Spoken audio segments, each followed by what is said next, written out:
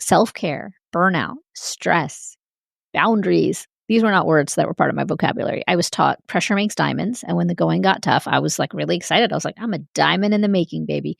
And then my diamond cracked.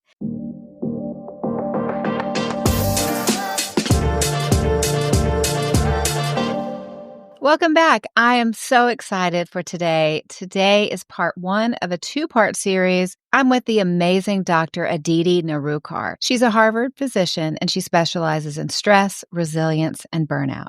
She also has a great book called The 5 Resets: Rewire Your Brain and Body for Less Stress and More Resilience. Yes, please. You may have seen her as a correspondent in places like NBC News. She's a big deal. She spends a lot of time with us, which is why we're breaking down this show into 2 episodes. It's just that good. You are going to love her and all of the practical wisdom that she has to share. And now, without further ado, here's Dr. Aditi. What does everyone get wrong about stress? That's what I want to know first off. I think the biggest thing that they get wrong about stress, Allie, is that all stress is bad. And based on the science, you know that there are 2 kinds of stress. And not all stress is created equal. So there is healthy, positive stress that moves your life forward. And then there's the unhealthy stress that you and I and everyone else, when we say, oh, we've had a stressful week or a stressful year, that's what we're talking about.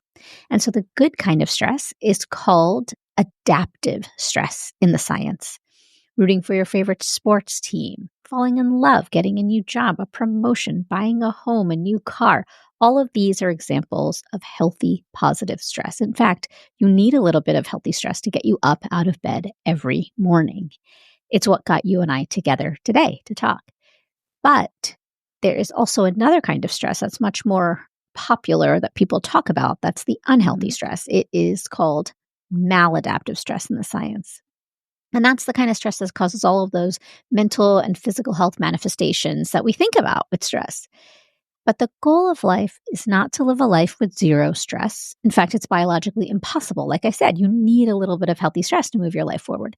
It's to live a life with healthy, manageable stress that can serve you rather than harm you. And so a lot of my work focuses on transforming your relationship with stress away from that unhealthy, dysfunctional, unproductive, maladaptive stress back to the healthy, productive, adaptive stress that gives you a sense of forward momentum in your life. I love that. So let's go back and tell me, for you, your story. How did you become so focused on stress and resilience and burnout? Unless you were a 10-year-old girl one day going, I think this is going to be my focus as a physician one day. What was the journey for you like? That was absolutely not what I was thinking when I was 10. I really did think that I was going to be, a regular doctor and just not even was thinking about stress or burnout, resilience, or mental health at the time. So my journey to becoming a physician with an expertise on stress started as a stressed patient. I was a medical resident working 80 hours a week, seeing death and dying on a daily basis, and also treating care of the very sickest patients in the hospital.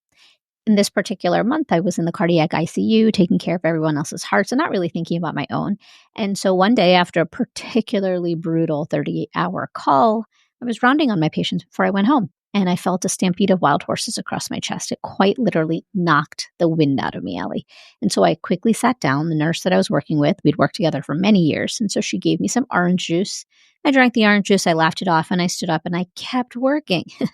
And so I went home and it never happened again. It lasted a few seconds, that stampede of wild horses. Lasted a few seconds, never to return in the hospital. But every night when I would go home, my head would hit the pillow, I would feel that sensation. And it was quite terrifying. And I finally went to go see a doctor after 2 weeks of that happening, night after frustrating night. The wonderful, well-intentioned doctor did the full medical workup, tested my blood and electrolytes and checked my heart, of course, because I was convinced that this was something with my heart. Yeah. And then she told me, oh, everything's great. It checks out great. It's probably just stress. Try to relax. We've all been there. Medical training's hard. So I was kind of left to my own devices. My first reaction when she said that to me was stress. Stress doesn't happen to people like me. I'm resilient, because I was living now what I understand as the resilience myth. And so I came home and I didn't really have any answers. Like, okay, this is stress, but it's quite literally affecting me in a very marked way, what can I do to manage it? And so initially what I did is I did all of the things that you think you should do when you want to, quote unquote, just relax. I went to movies, I hung out with friends, had a spa day, took a vacation. Nothing really seemed to work. The only thing that worked is when I put on my scientist hat and I said, wait a second, what's going on? Why is this happening to my brain and my body? And what can I do about it? And then I read all of the studies because I had access to all of that scientific information.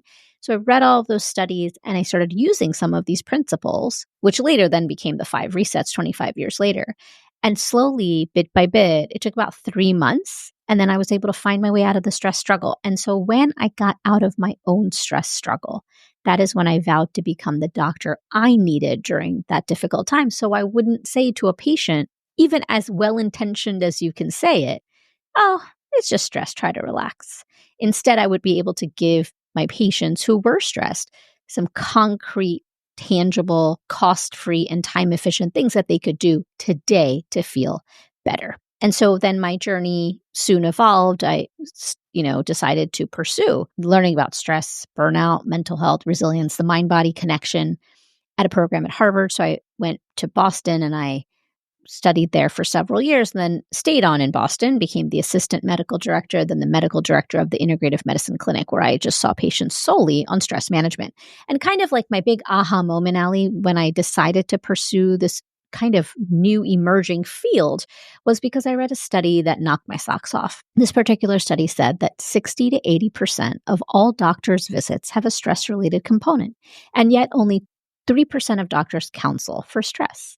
And so when you really look into the data, 60 to 80% of doctors' visits, that was me. I was one of those patients who went in to see my doctor and said, I'm having something with my heart and I think something's wrong with my heart.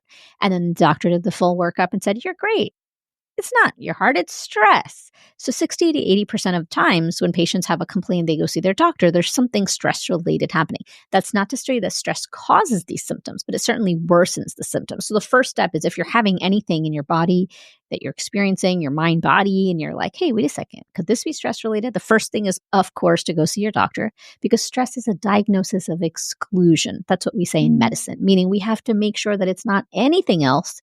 And then we say it's quote unquote just stress. And then once you get that diagnosis of it's probably stress related, then you can follow a lot of the things that I did, that I write about, that I talk about, that I've taught my patients about to help get your stress out of that dysfunctional, unhealthy stress mode back to healthy levels to serve you rather than harm you.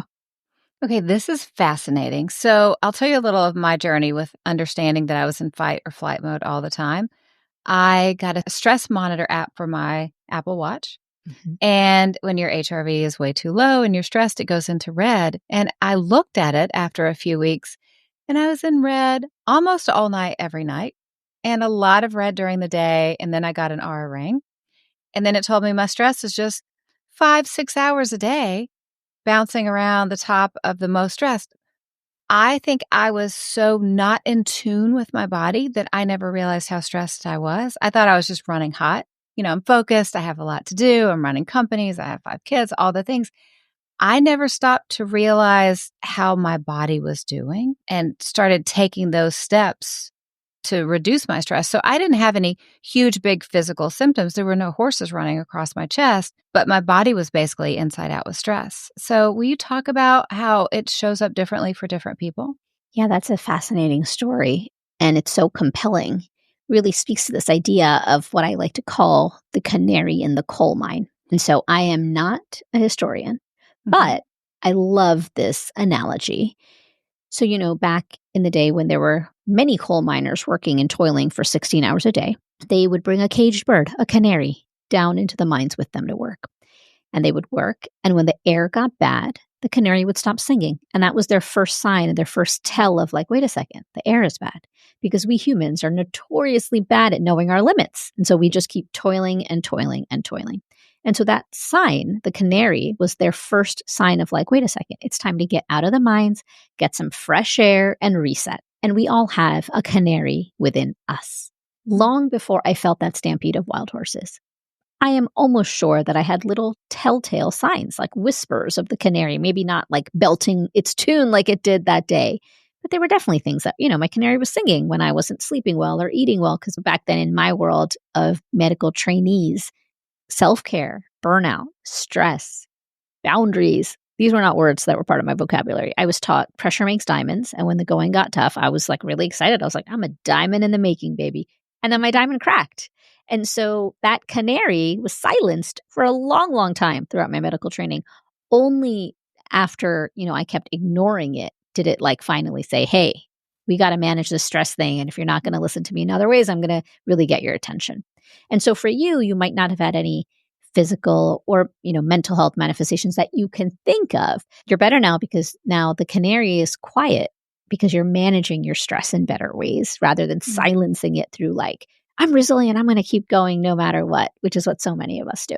And so we all have that canary within us. And so it can show up in many different ways. Some people have physical health manifestations like me. I had that stampede of wild horses across my chest. Others have abdominal pain, nausea, dizziness, headaches, muscle aches, weakness, fatigue. In other people, you might not have any physical health manifestations whatsoever, and you may experience anxiety, irritability, hypervigilance, quick to anger. Now, in fact, Allie, my canary is different. So I don't have that anymore, and I haven't had it for 25 years, that those the sensations of that stampede of wild horses. But I know my first tell now, because I've been doing this work for so long and I walk the talk, is when I get irritable. So my husband will often say to me like, time for the resets. Because when he notices that I'm more snippy with him or my family, because that's my canary. So I don't have those physical health manifestations anymore with too much stress. And you can, hey, like newsflash, you can know all of the science and you can still struggle with managing stress because of the sign of the time. So we all have our canary, and there's so many manifestations of stress in the brain and the body. And so the first step is kind of like asking yourself, this is something that happens during periods of stress, and giving yourself that moment of like, wait a second, reflecting a little bit. Hey, this could be related to stress, and go see your doctor, get the workup, see if there's something else going on. And if it isn't, then that's great. Then you can kind of start focusing on managing your stress. I think the other thing to really mention is that for doctors, this is not a personal failing. Stress is often the elephant in the exam room. And like I shared that statistic of 60 to 80% of doctor's visits have a stress-related component, but only 3% of doctors counsel for stress. This is not a personal failing. This is not something that doctors are doing and they're not like paying attention to. This is just a medical system that is focused on lots of other things, sick care. And, it's their job. For a doctor to do their job well, they have to work 27 hours a day. And so with all, they have impossible demands on their time. And so asking about stress, because stress is often considered this like Pandora's box, because it's so ill-defined and vague and nebulous. And like, what do we make of this? What can we do? It's like my doctor. Just relax, instead of giving tangible tools, because we haven't in the medical system necessarily learned what those tools are. Oh, that makes perfect sense. So Aditi, tell me all the things that you did that didn't help and why they didn't help. Because I think we all think, oh, we just need a break. We need to take a little time off, go to a movie. Go to a movie has been one of my go-tos. Talk about why that isn't enough. A bubble bath isn't enough, or getting your nails done, all the self-care practices, why it's well-intentioned, but it's not really what we need. So I love all of those things. Like as you were mentioning them, I was like, yes, yes, yes. Because I am like a big fan of mani-pedis, massages, and going to the movies, a delicious decadent dessert, binging on a great show. Like I love Emily in Paris. I love fashion and like the escapism of Paris. And it's beautiful and wonderful to watch. It's like, real escape. These are all great things and they serve an important role. So I don't want you to think like, these are useless. They're not meaningful at all. In fact, they're wonderful. They are like, when you have a tea kettle of stress, like imagine your body is like a tea kettle and you've turned on the heat and it's like the water is roiling and boiling and the tea kettle is about to burst. Opening up the lever to release some steam is an important step. And so these are all wonderful tools and I use them. Like, in fact, tomorrow I am getting a massage because it's been a tough week. So, doing these self-care practices, a bubble bath, all of these are wonderful, important practices that do serve a role. You just can't rely on them as their sole mode of getting you out of the stress response. And a lot of that comes down to first the biology of the brain and the body and why stress, when you get a massage, it feels fantastic. And the effects last for me personally, I would say a day or two. And then you're Same. kind of right back to where you started. It helps in the moment, but it doesn't exactly change your biology of stress because you have to rewire your brain. And that sounds like this really complex thing, but it's about daily behaviors, small, tangible things you can do every day within 5 minutes. The other thing about these, what we call hedonic pursuits, it's really interesting. So there's two kinds of happiness, just as there are two kinds of stress, and they work on your brain and body differently. So for example, all of these wonderful things that we've talked about that you and I both do on a regular basis to keep, joyful and sane and open up that lever, that tea kettle of stress and let off that therapeutic steam, all really important. These are called hedonic pleasures, meaning they are focused on fulfillment, contentment, joy, and pleasure. They don't have to cost a lot of money. Like you don't need to buy a fancy handbag or shoes, though that is also a kind of hedonic pleasure. You can go and get your favorite latte from your coffee shop and feel that sense of like, this is really great, a real treat. But your brain has something called the hedonic treadmill. And what that does is that is a protective mechanism in your brain. And what happens over time is these sorts of pleasures, like when you're like, I'll just do this. This is why it didn't work for me. Because your brain kind of hits a stopgap. Like you can't keep leveling up on hedonic experiences because of this hedonic treadmill. And so what is a hedonic treadmill? It basically means that like you do something and you feel great, and then it goes back to baseline. And then you have to do something even better and more extravagant. Like you get a cute little bag and you're like, I love this. I'm going to feel so much better. It was retail therapy. We all do it. And then it works for a few weeks or maybe even a month if you're lucky. And then you kind of get back to the baseline.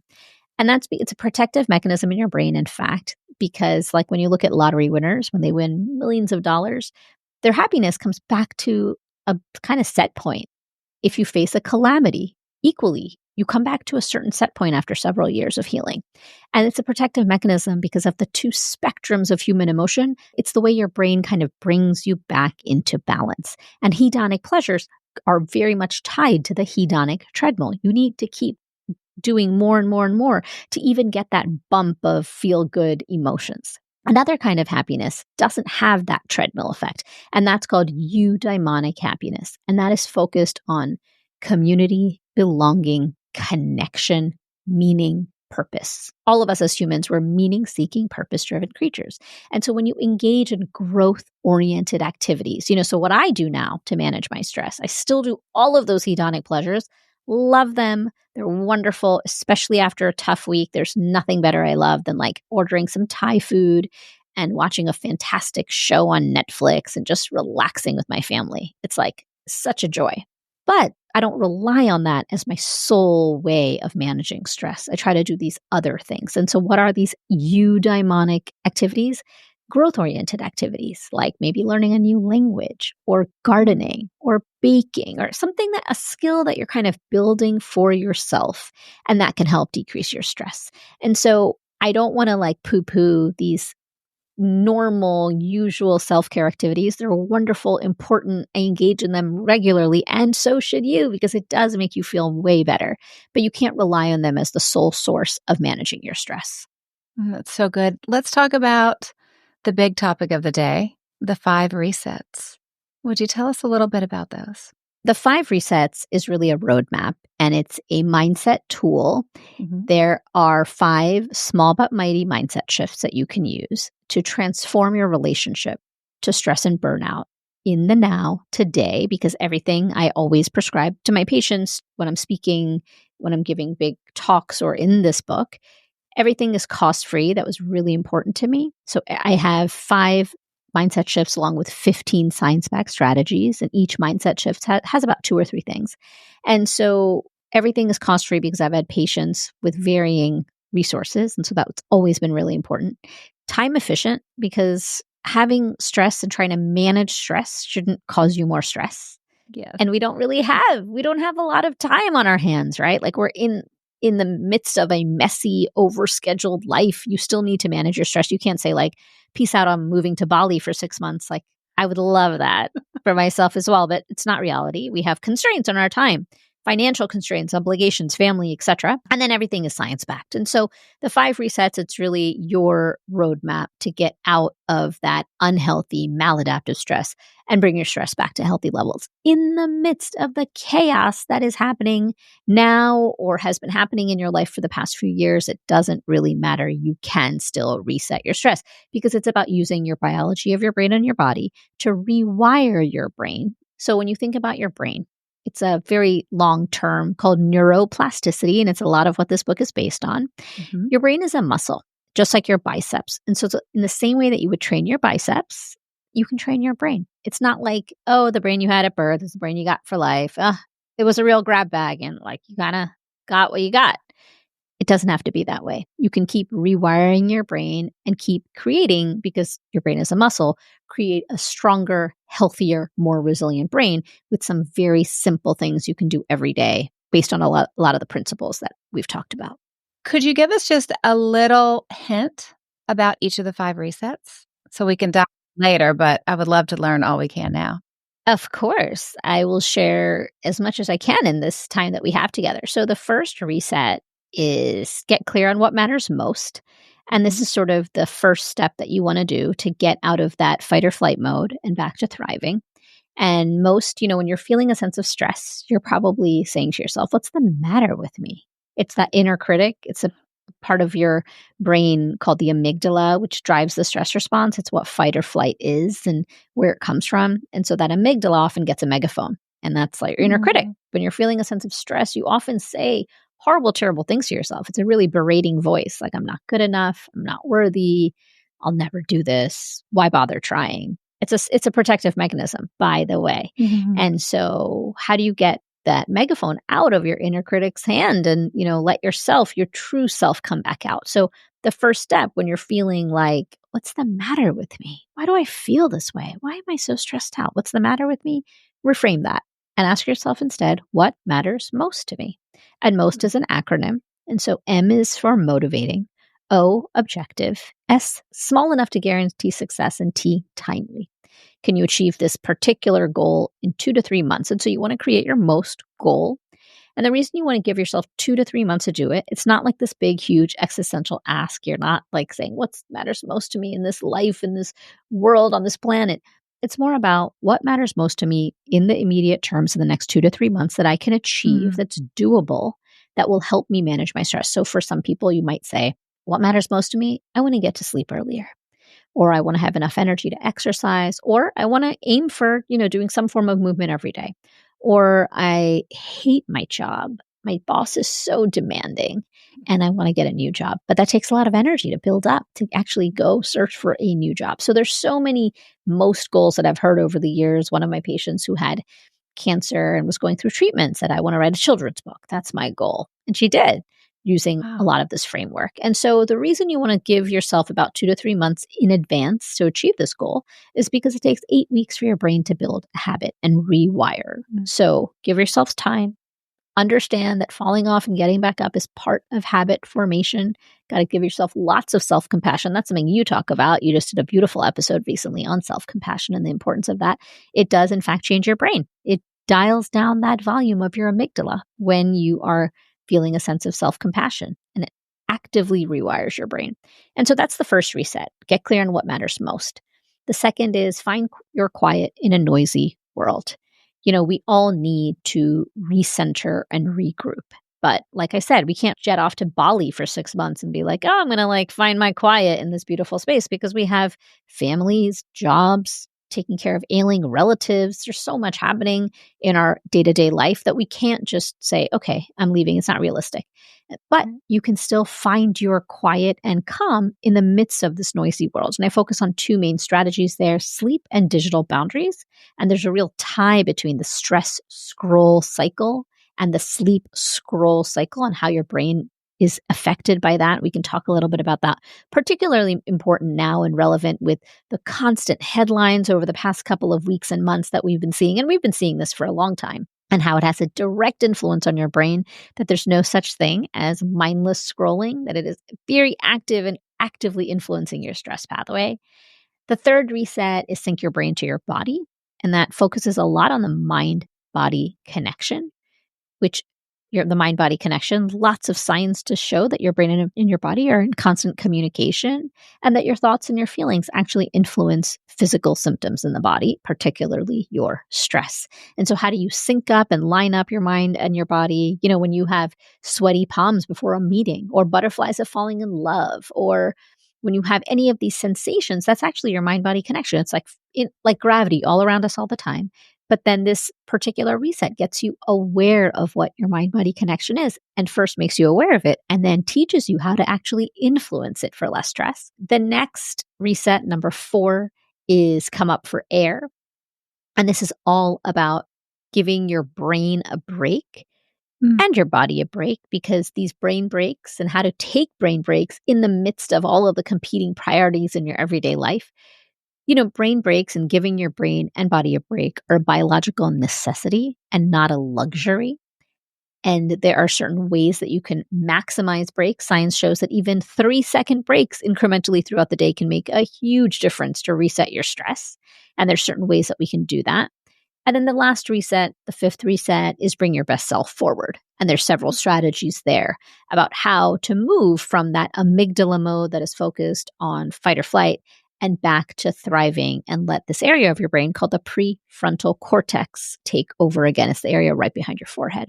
And so all of these resets, they're 5 mindset shifts. And it truly, when you go through this process, you can start anywhere. You don't have to start at the first reset.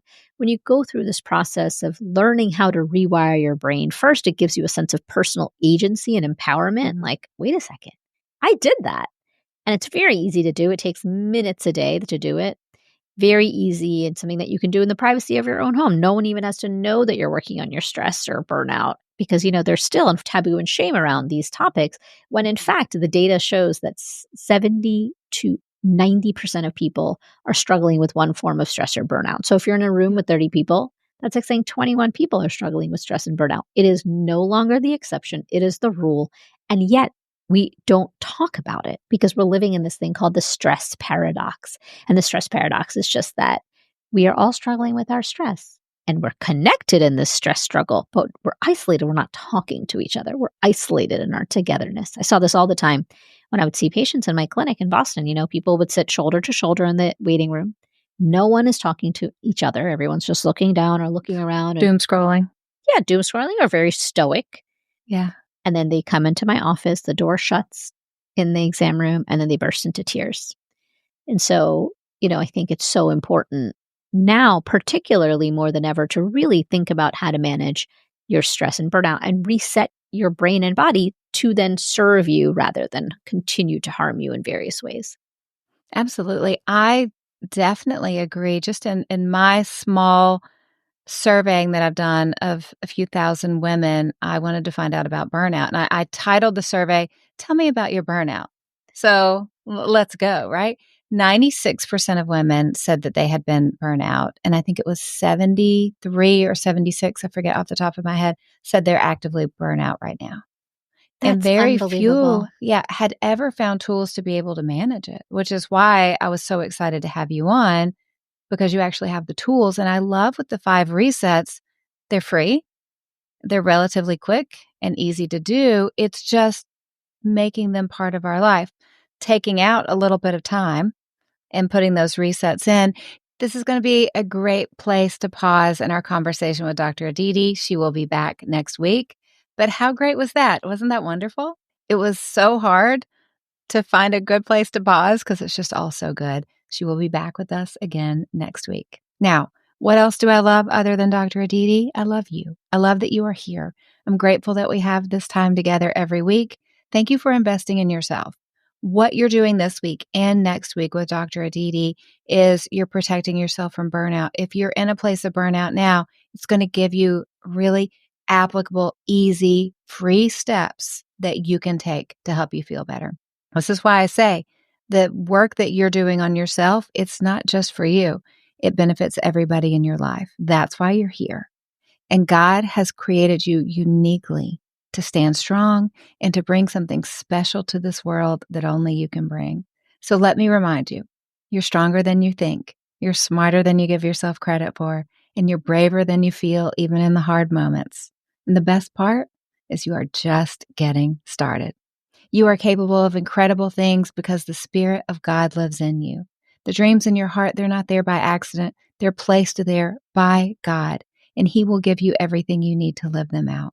It's my joy to get to coach you. It's my joy to get to cheer you on and remind you that with God, you have what it takes.